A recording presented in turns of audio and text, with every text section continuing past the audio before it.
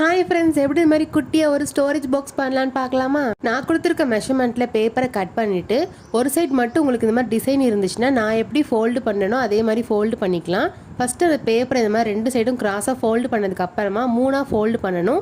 நான் எப்படி வைக்கிறேன்னு பாருங்கள். இதே மாதிரி வச்சு நீங்கள் ஃபோல்டு பண்ணிங்கன்னா உங்களுக்கு இந்த மாதிரி வந்திருக்கும். அந்த பேப்பரை அப்படியே திருப்பிட்டு அதே மாதிரி 3ஆக ஃபோல்டு பண்ணணும். இந்த தடவை உங்களுக்கு ஃபோல்டு பண்ணும்போது ரொம்ப ஈஸியாக இருக்கும், ஏன்னா ஆல்ரெடி உங்களுக்கு அங்கே மார்க் இருக்கும்.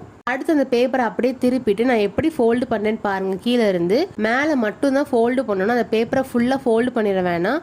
அதுக்கப்புறமா கீழே இது மாதிரி குட்டியாக மடிச்சு விட்டுட்டு நான் எப்படி வைக்கிறேன்னு பாருங்கள். இதே மாதிரி நீங்கள் அந்த சைடு வச்சிங்கன்னா உங்களுக்கு பாக்ஸ் ஷேப்பில் வரும்.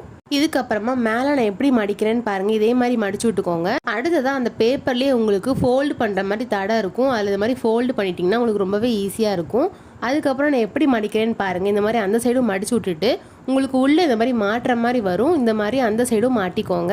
நீங்கள் இதில் கம் வச்சு ஒட்டணும்னு நினைக்கிறீங்கன்னா நீங்கள் ஒட்டிக்கலாம். சப்போஸ் உங்களுக்கு ஸ்ட்ராங்காகவே நின்றுச்சுன்னா இந்த மாதிரி நீங்கள் கம் யூஸ் பண்ண வேண்டாம். இப்போ நம்ம குட்டியாக ஒரு ஸ்டோரேஜ் பாக்ஸ் பண்ணிட்டோம். இதுக்குள்ளே நீங்கள் ஸ்டேஷனரி ஐட்டம்ஸ் அப்படி இல்லைனா மேக்கப் ஐட்டம்ஸ் கூட வச்சுக்கலாம். நான் வச்சு காட்டுறேன், நீங்களே பாருங்கள் எவ்வளோ க்யூட்டாக இருக்குன்னு.